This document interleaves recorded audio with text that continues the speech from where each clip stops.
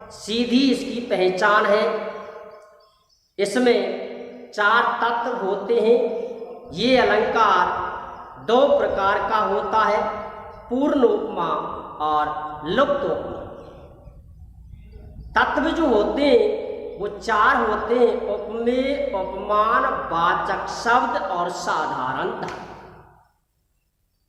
हिंदी में एक कविता है, तुलसीदास जी ने एक तुलसीकृत रामायण में एक चौपाई के माध्यम से भी इस उपमा अलंकार का अध्ययन विशाल रूप में किया है। उपमा अलंकार के जो धनी माने जाते हैं और वो हैं कवि कुलगुरु कालिदास। कालिदास ने अपने जीवन में सबसे ज़्यादा जिसका प्रयोग किया और वो था उपमा अलंकार। इसीलिए कालिदास को उपमाया कृते, उपमा के लिए प्रसिद्ध माना जाता है, जिसका वर्णन महाकवि कालिदास ने, कुलगुरु कालिदास ने अभिज्ञान शाकुंतलम जो नाटक लिखा था उसमें उपमा अलंकार का प्रयोग भरपूर मात्रा में किया है। तुलसीदास जी ने एक चौपाई के माध्यम से लिखा है कि सोने सोर सारे सामो, सोने सोर सारे सामो पावन बानी, कोले से कठोरे सुनत सब वाणी। सोन सोर सारे सामो, सोनो सोर सारे सामो पावन वाणी, कोले से कठोरे सुनत सब वाणी। इस प्रकार से तुलसीदास जी ने उपमा अलंकार का यहाँ प्रयोग किया है। तो मित्रों, आज हम अर्थालंकार, जिसका नाम है उपमा अलंकार, इसका अध्ययन आपके लिए कराते हैं। देखिए, अलंकार का नाम है उपमा अलंकार। उपमा अलंकार, इसका जो लक्षण दिया है वो ये है नंबर 1। नंबर 1 इसका जो उदाहरण दिया है वो ये दिया है कि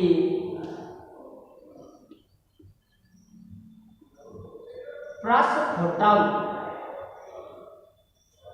सौंदर्यम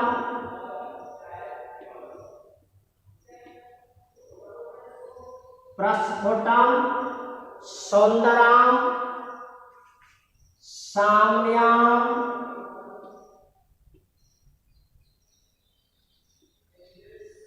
उपमा उपमा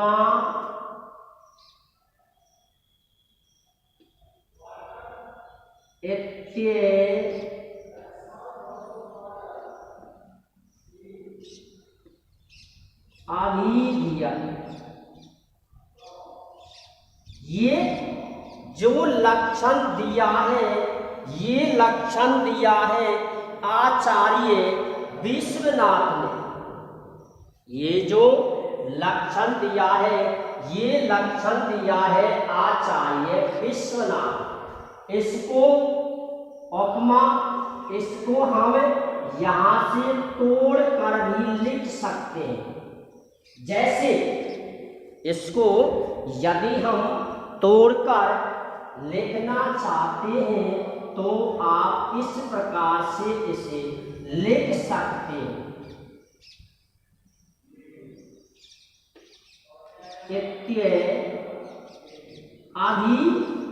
अभिधीयते। और यदि इसे आप इसमें जोड़ते हो तो यहाँ संधि का प्रयोग आपको करना पड़ेगा। और वो संधि का जो प्रयोग है, वो संधि का प्रयोग आपको करना पड़ेगा गुण संधि। कौन सी संधि? गुण संधि। तो मैं यहाँ इसे हटाते हुए नीचे लिखता हूँ कि शायद वहाँ आपको ये नहीं दिखाई दे रहा है। प्रस्फुटम सुंदरम साम्यम उपमा, मैं तोड़कर लिख रहा हूं, इत्ये अभी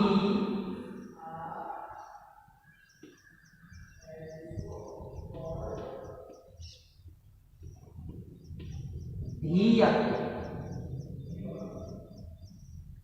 ये लक्षण जो है वो है आचार्य विश्वनाथ। नंबर दो जो उदाहरण है वो ये है सा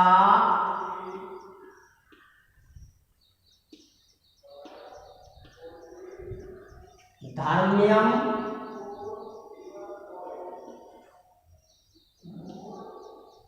उपमा।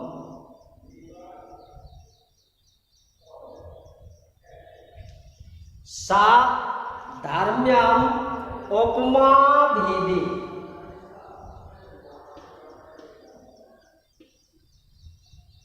ये लक्षण दिया है आचार्य मम्मट।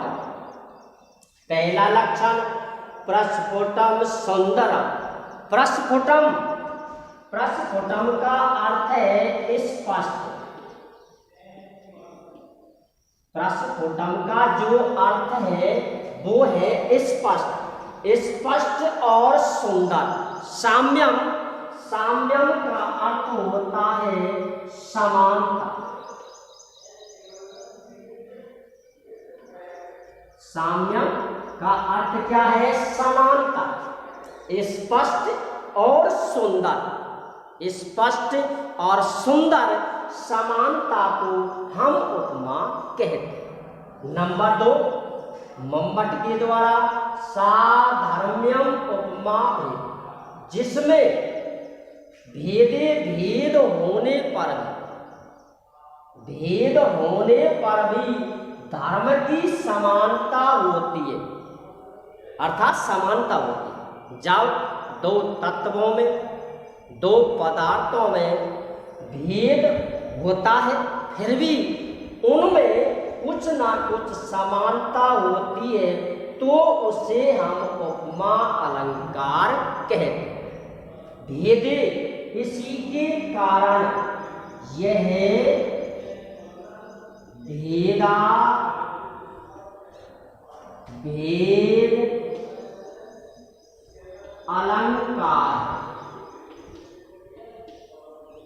इसीलिए ये इसका मुख्य प्रश्न है कि भेदा भेद कह अलंकार है कि भेदा भेद कौन सा अलंकार।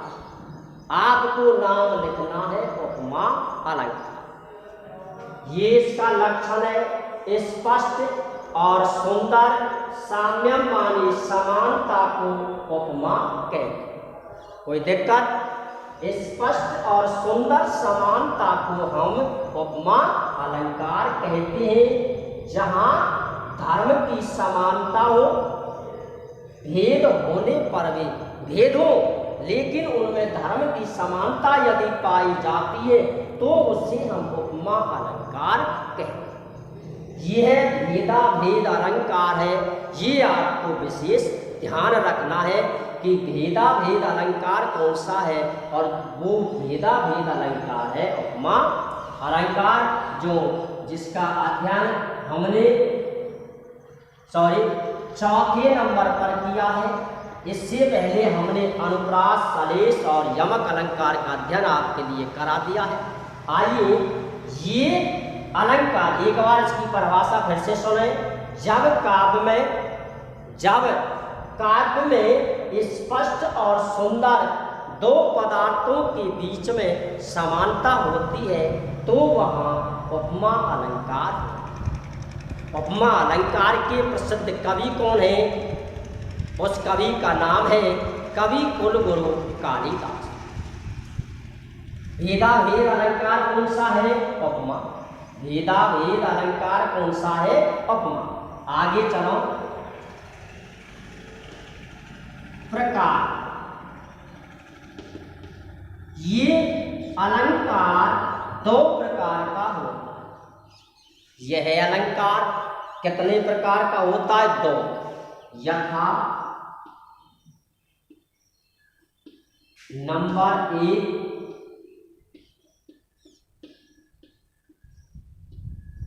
पूर्णोपमा और नंबर 2 है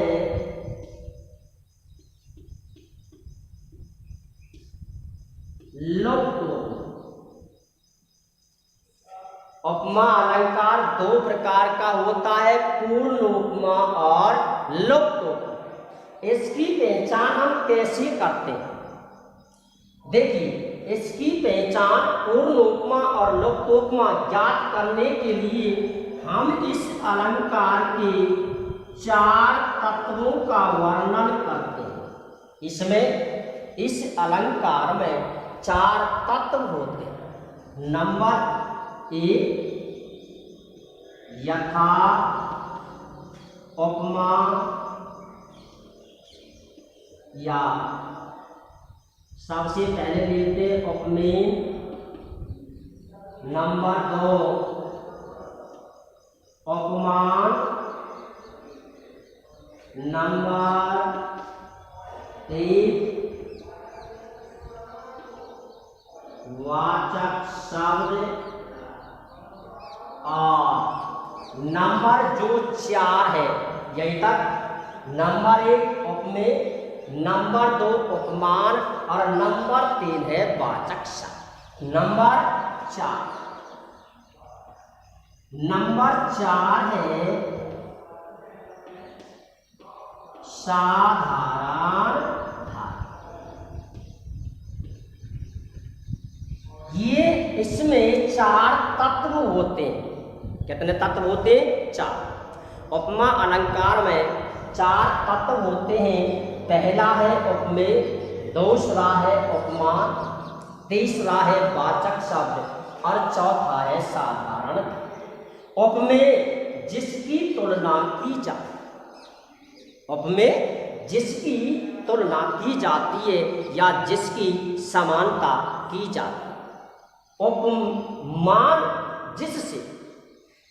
जिससे उपमेय की समानता बताई जाती है या तुलना की जाती है। जिससे तुलना की जाती है उसे उपमान कहते हैं। जिसकी तुलना की जाती है उसे उपमेय कहते हैं। जिससे तुलना की जाती है उसे हम उपमान कहते हैं। वाचक शब्द जो शब्द दोनों में समानता प्रकट करते हैं। ऐसे शब्द जो उपमेय और उपमान दोनों में समानता प्रकट करते हैं उन्हें हम वाचक शब्द कहते हैं। साधारण धर्म, जो समानता, जो गुण या धर्म दोनों में होता है।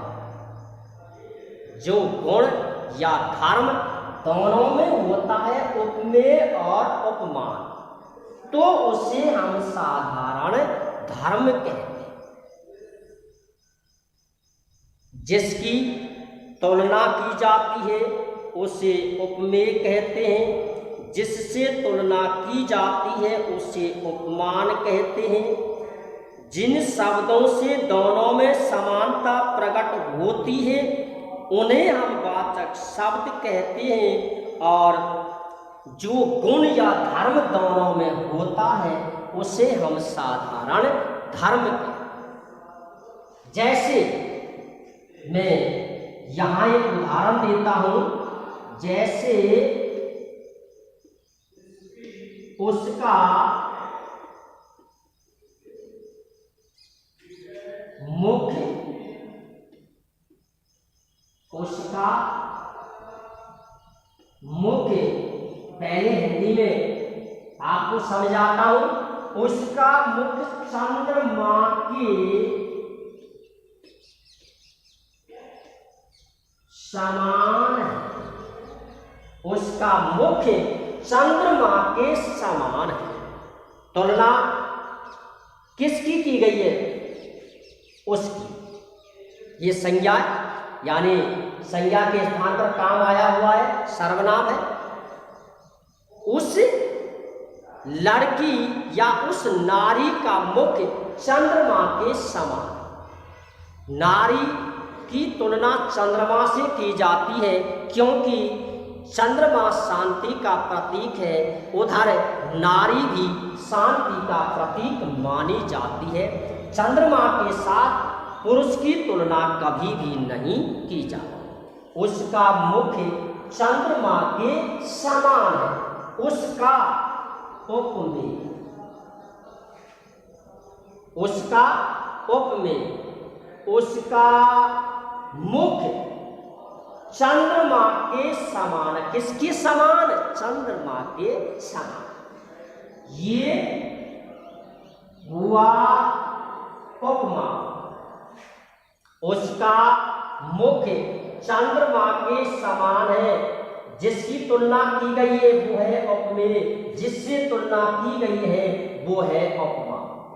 वाचक शब्द, वाचक शब्द जिन शब्दों के द्वारा दोनों में समानता प्रकट होती है उन शब्दों को मित्रों वाचक शब्द कहते हैं। और वाचक शब्द है के समान, ये वाचक शब्द। अब रहता है एक साधारण धर्म। साधारण धर्म का मतलब है कि जो गुण या धर्म, जो विशेषता दोनों में होती है, उपमेय और उपमान, तो वह साधारण धर्म कहलाता है। ये विशेषता इसमें क्या है? मुख। मुख उस नारी का भी मुख है और मुख चंद्रदेव का भी मुख है। ये हुआ साधारण धर्म। इसलिए ये जो है ये है साधारण धर्म। इस प्रकार से हम इस अलंकार की पहचान कर सकते। एक बार फिर से सुने, शीघ्र इसे नोट करें। यदि नहीं किया है तो आप शीघ्र इसे लिखें। सुंदर और स्पष्ट या स्पष्ट और सुंदर समानता को हम उपमा अलंकार कहते हैं। भेद, ये भेदाभेद अलंकार है। भेद होने पर भी यदि धर्म की समानता होती है या दोनों पदार्थों में समानता होती है तो उसे उपमा अलंकार कहते हैं। दोनों का भाव एक ही है। प्रश्न ये है कि भेदाभेद अलंकार कौन सा है? आपको नाम लिखना है उपमा अलंकार। यह कितने प्रकार का होता है? पूर्णोपमा और दूसरा है लुप्तोपमा। कितने तत्व होते हैं? 4। उपमेय, उपमान, वाचक शब्द और साधारण। प्रश्न ये है कि पूर्णोपमा कौन सा होता है और लुप्तोपमा किसे कहते हैं या कौन सा होता है? जिस अलंकार में, जब उपमा अलंकार में चारों तत्व हों तो वो है पूर्णोपमा। और यदि काव्य में उपमा अलंकार की पंक्ति में या उदाहरण में एक तत्व यदि नहीं दिया गया है तो वहां होता है लुप्त। एक तत्व यदि नहीं हो तो वहां होता है लुप्त उपमा। चारों तत्व यदि दिए हुए हों तो वहां होता है पूर्ण। उसका मुख्य चंद्र है यानी चंद्रमा के समान। इसमें चारों ही तत्व हैं। इसमें जो तत्व है उसमें चारों तत्व। आगे अब हम इसकी आपको बहुत ही सरल पहचान बतलाते हैं जिससे आप किसी भी पंक्ति में इस अलंकार का प्रयोग कर सकते हो, अलंकार की पहचान कर सकते हो। वो है कि यदि, मैं इसको हटाता हूं, यदि काव्य में संज्ञा के बाद इव दिया, ये जो एव है ये वाचक शब्द का काम करता है। एव यानी जोड़ने वाले, जो दोनों तत्वों को, उपमेय और उपमान को, दोनों तत्वों को जोड़ते हैं, उन्हें हम वाचक शब्द कहते हैं। जैसे एव, एव आदि। इस प्रकार से आप इसकी पहचान कर सकते हैं। तो ये है कि यदि दो बिंदु होते हैं, संज्ञा और क्रिया, ये जो पहचान है, इसके द्वारा आप दो अलंकारों की पहचान आज इसी वक्त करेंगे। इसी अलंकार के माध्यम से आप दो अलंकारों की पहचान कर सकते हैं। वो क्या है? पहचान,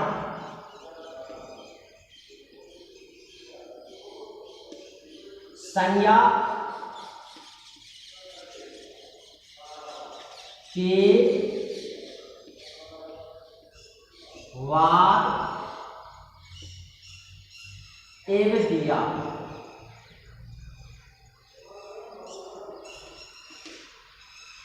संज्ञा के बाद यदि एव दिया हो तो वहां उपमा अलंकार है। यदि संज्ञा के बाद एव दिया हो तो वहां उपमा अलंकार होता है। ये इसकी है।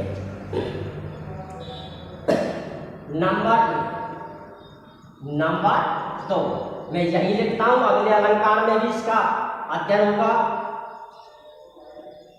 क्रिया के बाद एव दिया तो अलंकार होगा कौन सा? उत्प्रेक्ष।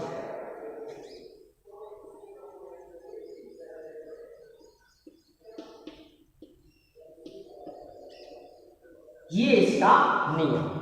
यदि संज्ञा के बाद एव दिया हो तो अलंकार होता है उपमा, और यदि क्रिया के बाद एव दिया हो तो वहां अलंकार होता है उत्प्रेक्ष। इस प्रकार से हम इस अलंकार की बड़े ही सरल तरीके से इसकी पहचान कर सकते हैं। आपको किसी भी नियम की आवश्यकता नहीं है। आपको देखना है एव, यदि पंक्ति में एव दिया है उससे पहले यदि संज्ञा है तो उपमा अलंकार का नाम आपको लिखना है, और यदि उससे पहले क्रिया है, क्रियापद कहते हैं संस्कृत में, धातु जो है उसके रूप जब बन जाते हैं तो क्रियापद बन जाता है, कृदंत पद जिसे कहते हैं। क्रिया यदि है तो वह उत्प्रेक्षा अलंकार होगा। आइए जैसे उदाहरण, ये इसका उदाहरण, जैसे हंसी,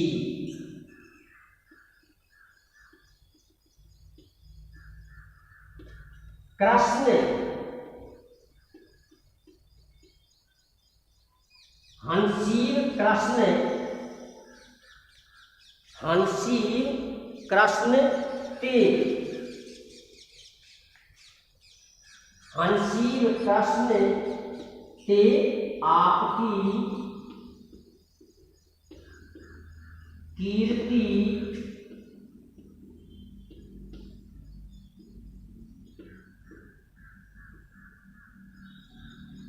स्वर्गाम वगा।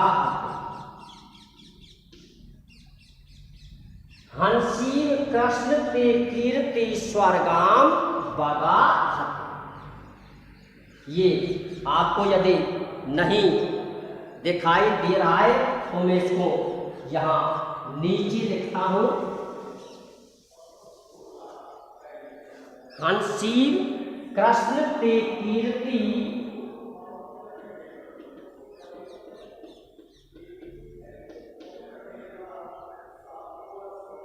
स्वर्गाम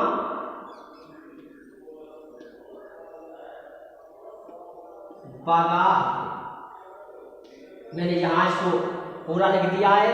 हे कृष्ण आपका यश, हे कृष्ण आपका यश हंस की तरह इव दिया हुआ है। यहां दीर्घ संधि का प्रयोग हुआ है। इव हंस क्या है? संज्ञा। हंस क्या है? संज्ञा। इसलिए यहाँ अलंकार है, उपमा अलंकार। हे कृष्ण आपका यश स्वर्ग में हंस की तरह, हंस की तरह लहरा रहा है या प्रसिद्धि को प्राप्त हो रहा है। इसलिए यहाँ जो अलंकार है वो अलंकार है उपमा। यहाँ जो अलंकार है और वो अलंकार है उपमा। इसलिए आपको इस अलंकार की पहचान कर सकते हो। मैं और भी उदाहरण देता हूँ। नंबर 2,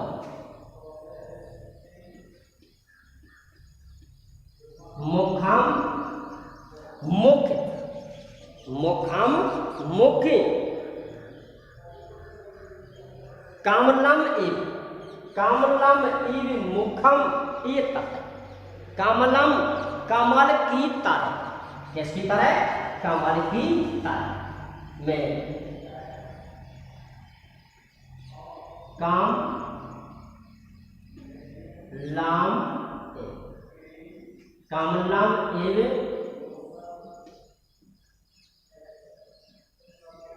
मुखम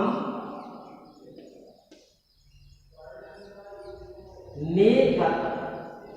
ये इसका उदाहरण है। यानी आपका मुख, आपका मुख जो है मनो कमलम इव, मुख कमलम इव मुखम, ये इस प्रकार से भी इसे लिखा जाता है। मुखम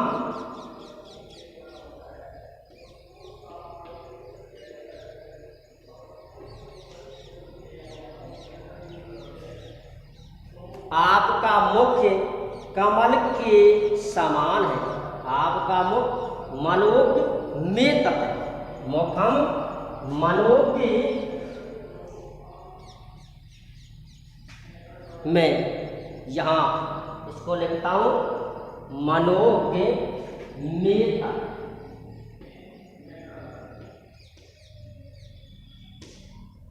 मुखम मनोज्ञ में तत, यानी आपका मुख कमल के समान है। आपका मुख किसके समान है? कमल के समान। संज्ञा प्लस ए, संज्ञा है कमल, इसमें भी संज्ञा है प्लस ए। इसलिए यहाँ जो अलंकार है उस अलंकार का नाम है उपमा अलंकार। आप इसकी पहचान इस प्रकार से कर सकते हो। यदि संज्ञा के बाद में इव दिया हो तो वहाँ उपमा अलंकार होता। इस प्रकार से ये जो पहला उदाहरण है, ये दूसरा उदाहरण है। किसी भी उदाहरण को आप ले सकते हो। यदि संज्ञा के बाद इव दिया हो तो वहाँ, यदि संज्ञा के बाद इव दिया हो तो वहाँ उपमा अलंकार होता है। इसी के साथ यह अलंकार आज समाप्त होता है। जय हिंद, जय भारत।